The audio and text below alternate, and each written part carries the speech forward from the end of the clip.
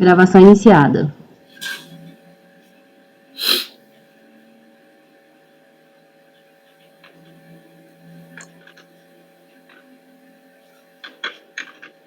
Também iniciei a gravação aqui. São 17 horas. Segundo tempo da sessão da tarde aqui de quarta-feira.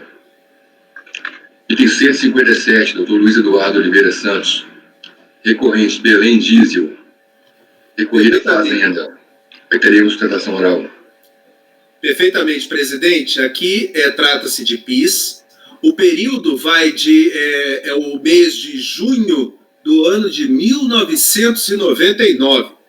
Originalmente, houve um pedido de restituição de pagamento a maior por alegada inconstitucionalidade da base de cálculo, ou seja, parágrafo 1º do artigo 3º da Lei 9.718, de 98. Mas a Delegacia de Ribeirão Preto, em São Paulo, indeferiu o pedido,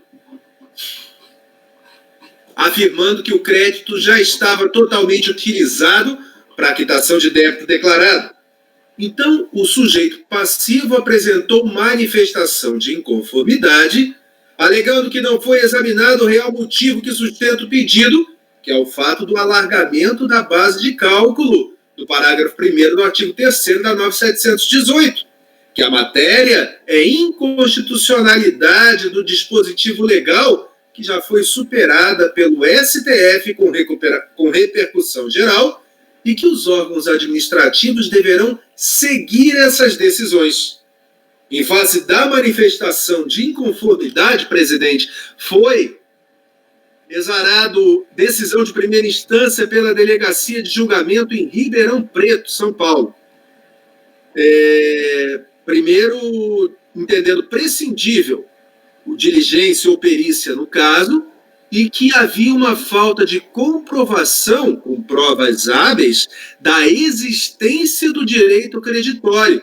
Entendeu a decisão de primeira instância que houve uma mera alegação da ilegalidade do alargamento, da inconstitucionalidade do alargamento da base de cálculo, mas que não houve apresentação de provas e que não teria havido retificação da DCTF. Então, o sujeito passivo apresentou recurso voluntário, alegando que a base de cálculo do PIS deveria ser composta exclusivamente pelo faturamento, reiterando a afirmação que o crédito é referente ao recolhimento do tributo sobre outras receitas, que a DCTF não seria o único meio de prova desse direito creditório e que a verdade material deve ser privilegiada no caso, tendo sido apresentado um balancete, um livro-razão e a memória de cálculo. Em face desse recurso voluntário, sobrevém a decisão recorrida da primeira turma da quarta Câmara, acórdão 3401005560, que negou provimento ao recurso voluntário, entendendo que cabe ao sujeito passivo provar a liquidez e a certeza do crédito. Aduz ainda que não foi realizada a necessária retificação da DCTF e que não foram apresentadas provas adicionais que refutassem as razões de decidir da primeira instância. Foram opostos embargos pelo sujeito passivo, porém eles foram rejeitados por despacho do presidente do colegiado. Em face dessa decisão, o sujeito passivo apresenta recurso especial para discutir a suficiência do conjunto probatório. Paradigmas apresentados 3801003586 e 3801003577. Como segunda matéria, ele alega também que a falta de retificação da DCTF não inviabiliza o reconhecimento do direito creditório. E para essa matéria traz o paradigma 3403001818, fundamentando que o mero equívoco no preenchimento de declarações acessórias não seria capaz de tolher o direito do contribuinte ao ressarcimento de valores pagos a maior. O presidente da Câmara, originalmente, negou seguimento ao recurso especial, porém foi interposto agravo e, em sede de agravo, essas matérias foram admitidas. E, em face desse julgamento do agravo, a Fazenda Nacional apresentou contrarrazões, preliminarmente requerendo não conhecimento do recurso, alegando que divergência não pode se estabelecer em matéria de prova. E, quanto ao mérito, pede negativa de provimento para manutenção da decisão recorrida. É o relatório, presidente. Vai ser a mesma sustentação. Viu que o contribuinte é o mesmo? E essa é bem parecida? Vou passar agora a sustentação oral. Até o caso de conhecimento é o mesmo. Não, não é o mesmo contribuinte. Não, é o mesmo, sim. Porque tem vários nomes, várias épocas. Ah, ok. Eles foram incorporando. O outro era Masa. Teve uma empresa que saiu comprando tudo, acho que é Rodobens, parece. O outro era Rodobens, Jorge. A Rodobens comprou tudo. Esclarecendo aqui, originalmente Belém Diesel, atualmente Rodobens.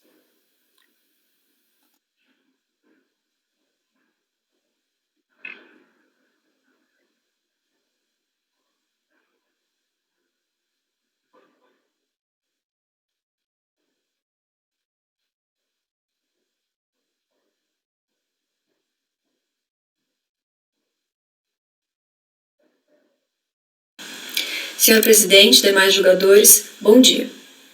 A presente sustentação oral está relacionada ao item 157 da pauta de julgamento do dia 18 de junho de 2020, processo que está sob a relatoria do conselheiro Luiz Eduardo, da terceira turma da Câmara Superior de Recursos Fiscais. O presente processo está sendo julgado sob a sistemática dos recursos repetitivos, sendo que a conclusão do seu julgamento será aplicada também aos processos relacionados aos itens 158 a 230 da pauta. Diante disso, as exposições a seguir devem ser estendidas aos demais processos também. O processo tem por objeto pedido de restituição de contribuição ao PIS relativo ao mês de julho de 1999. O crédito pleiteado decorre de inclusão indevida na base de cálculo dessa contribuição de receitas estranhas ao conceito de faturamento, o que implicou no recolhimento da contribuição de forma indevida ou a maior, efetuado com base no artigo 3º, parágrafo 1º da Lei nº 9718, o qual foi considerado inconstitucional pelo Supremo Tribunal Federal. Quando da análise do pedido de restituição, foi proferido o despacho decisório eletrônico não reconhecendo o crédito pleiteado. A decisão da DRJ, após a apresentação de manifestação de conformidade, também foi no sentido de não reconhecimento do crédito, uma vez que a DCTF da recorrente não teria sido retificada, bem como não teriam sido apresentadas provas suficientes da rigidez do crédito. Em sede de recurso voluntário, a recorrente demonstrou que a ausência de retificação da DCTF não poderia ser impeditiva ao reconhecimento do crédito, bem como que as provas apresentadas na manifestação de conformidade eram sim suficientes para a comprovação da liquidez e certeza do crédito. Essas provas eram documento de arrecadação, balancete e trecho do livro Razão, que demonstram que os valores pleiteados foram devidamente contabilizados, bem como demonstrativo das contas contábeis que controlam as receitas que compõem a base do cálculo pleiteado. Esses demonstrativos comprovaram que as receitas que compõem a base de cálculo do crédito são sim estranhas ao conceito de faturamento definido pelo STF, qual seja a totalidade das receitas decorrentes da venda de mercadoria e ou prestação de serviço. No entanto, o acórdão recorrido concluiu por negar provimento ao recurso voluntário da recorrente e, consequentemente, não reconhecer o direito creditório sob a mesma justificativa alegada pela DRJ, ou seja, de que seria necessária a retificação da DCTF, porém que mesmo que essa DCTF tivesse sido retificada, o contribuinte não teria costado provas suficientes do seu crédito, sendo certo que ele deveria ter apresentado toda a sua apuração do período conforme determinou a própria DRJ. É importante frisar que nem a DRJ, nem o acórdão recorrido procederam à análise do conteúdo das provas. Ambos entenderam apenas pela sua insuficiência. Assim, nem em decisão de primeira instância, nem em decisão de segunda instância, foi apontado qualquer inconsistência material com relação ao conteúdo das provas, apenas alegada sua insuficiência. Diante disso, foi interposto o recurso especial ora em análise, o qual sustenta a reforma do acórdão recorrido, na medida em que a ausência de retificação do DCTF não pode implicar o não reconhecimento do direito creditório pleiteado, bem como que as provas apresentadas pela recorrente são suficientes, ou seja, têm valor probatório suficiente para demonstrar a rigidez do crédito pleiteado. Para demonstrar a divergência jurisprudencial quanto ao primeiro tema, a recorrente apresentou 2 acórdãos que, conforme se depreende do próprio despacho de admissibilidade, analisaram situações extremamente semelhantes à presente, concluindo que a não retificação da DCTF não pode ser impeditivo para a análise e posterior reconhecimento do direito creditório, ao contrário do que, como dito, foi decidido pelo acórdão recorrido. Assim, restou demonstrada a divergência jurisprudencial quanto a este tema, bem como restou demonstrado que foram cumpridos os demais requisitos previstos pelo artigo 67 do Regimento Interno do CARF, ao contrário do que alegou a Fazenda Nacional em suas contrarrazões, tanto que este recurso já foi devidamente analisado e admitido pela instância COR. Para o segundo tema mencionado, que diz respeito à falta de suficiência das provas, a recorrente apresentou 2 acórdãos paradigmas que analisaram a situação exatamente idênticas à presente, ou seja, analisaram pedidos de restituição decorrentes da inclusão indevida na base de cálculo da contribuição ao PIS ou da COFINS, de receitas estranhas ao conceito de faturamento, o que implicou no recolhimento a maior dessas contribuições efetuado com base no artigo 3º, parágrafo 1º da Lei nº 978. Ademais, os acórdãos paradigmas analisaram a situação em que foi juntado exatamente o mesmo conjunto probatório acostado ao presente caso. No entanto, naquele caso, reconheceu-se a suficiência do conjunto probatório e passou então a análise de se aquelas receitas que compuseram aqueles créditos se enquadrariam ou não ao conceito de faturamento, enquanto, no presente caso, concluiu-se apenas pela insuficiência do conjunto probatório. É importante ressaltar nesse ponto que, ao contrário do que alegou a Fazenda Nacional em suas contrarrazões, a recorrente não pleiteia nesse presente momento processual que sejam analisadas as provas, ou seja, a recorrente não tenta fazer com que seja rediscutida matéria fático-probatória, que, como ela mesma sabe, não é possível fazer em sede de recurso especial. O que se pleiteia, como dito anteriormente, é que seja reconhecida a suficiência do conjunto probatório, ou seja, seja reconhecido que este conjunto tem valor probatório suficiente para que ele seja efetivamente analisado pelas turma CO, ou pela DRJ, ou até pela autoridade fiscal. Assim, resta demonstrada tanto a divergência jurisprudencial quanto o cumprimento de todos os requisitos para o necessário conhecimento do presente recurso especial. Passando à análise de mérito, senhores julgadores, resta necessário concluir pelo provimento do presente recurso especial, o que resultará na necessária reforma do acórdão recorrido para que seja reconhecido o crédito pleiteado. Inicialmente, não há que se falar em não reconhecimento do direito creditório em razão de ausência de retificação da DCTF.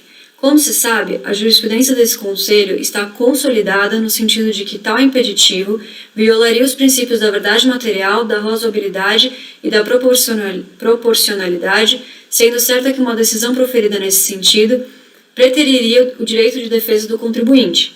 Assim, requer seja afastado esse impeditivo imposto pelo acórdão recorrido e também pela DRJ.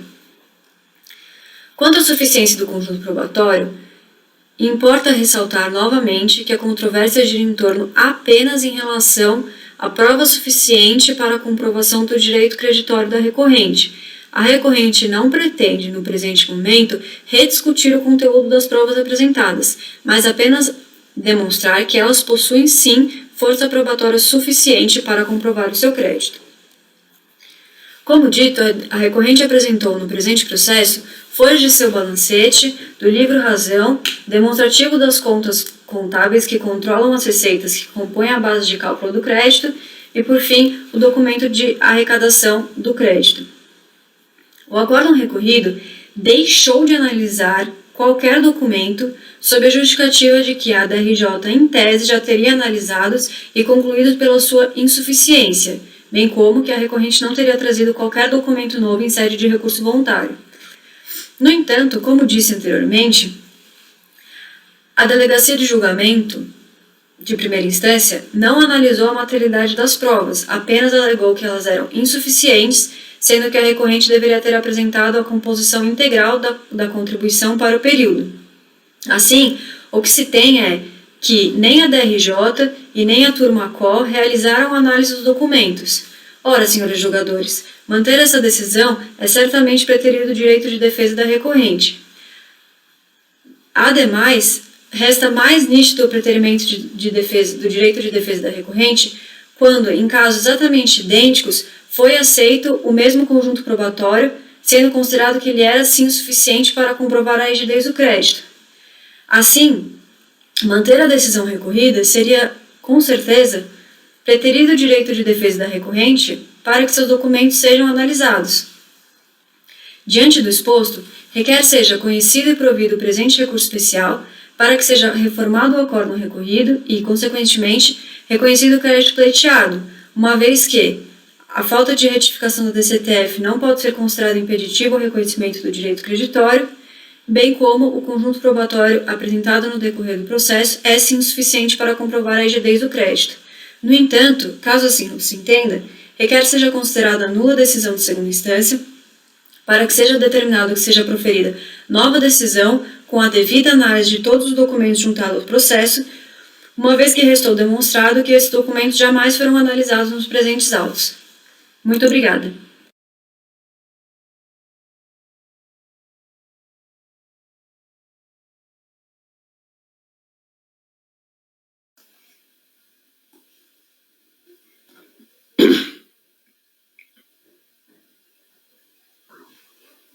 Relator com a palavra, doutor Luiz Eduardo. Pois não, presidente. Inicio pelo conhecimento do recurso. São duas matérias.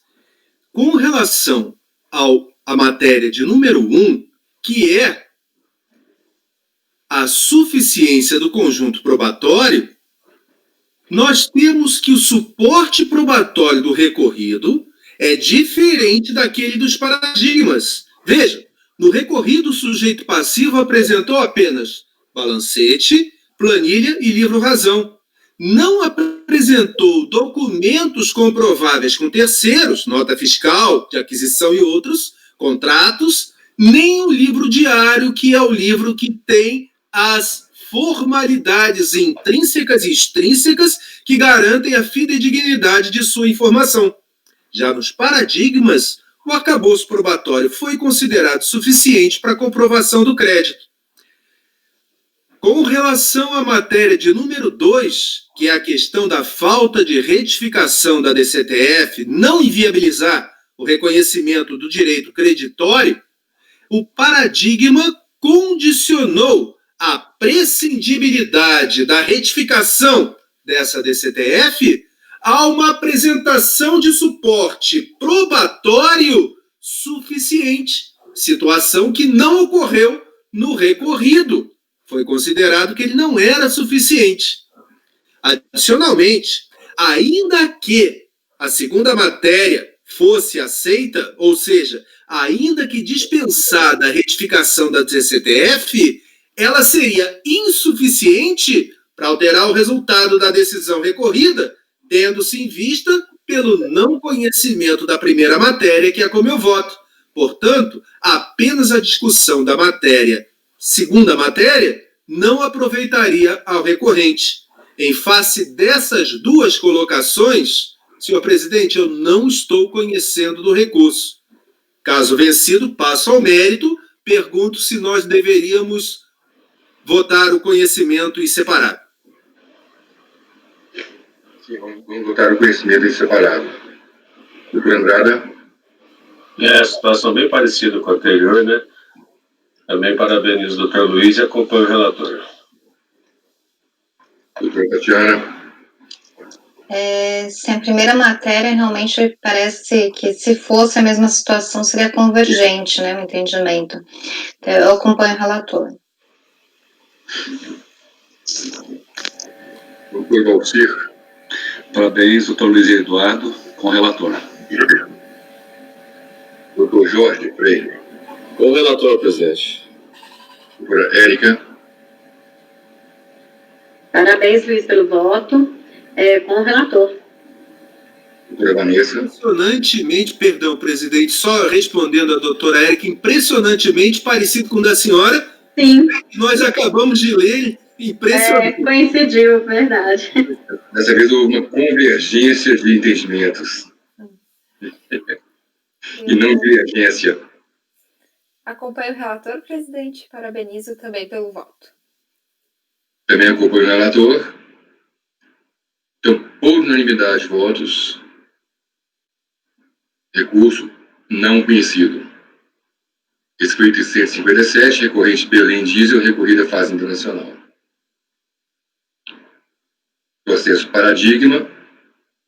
Então, teremos a repetição desse resultado para os itens 158, 159, 160, 161, 162, 163, 164, 165, 166, 167, 168, 169, 170, 171, 172, 173, 174, 175, 176, 177, 178, 179, 180, 181, 182, 183, 184, 185, 186, 187, 188, 189, 190, 191, 192, 193, 194, 195, 196, 197, 198, 199, 200, 201, 202, 203, 204, 205, 206, 207, 208, 209, 210, 211, 212, 213, 214, 215, 216, 217, 218, 219, 220, 221, 222, 223, 224, 225, 226, 227, 228, 229, 230 e só. Agora, a gente vai começar os processos da pauta da tarde. Doutor Andrada, relator, item 231, recorrentes, ADM do Brasil e Fazenda, retirado de pauta por solicitação da PGFN. Doutor Rodrigo? Sim? Eu posso iniciar um outro vídeo para ficar em outro vídeo a sessão da tarde, porque senão vai ficar no vídeo de manhã. Mas tá sendo feito da tarde. Mas seria bom iniciar outro vídeo com a sessão da tarde. Podemos iniciar então. Ok. Vou interromper.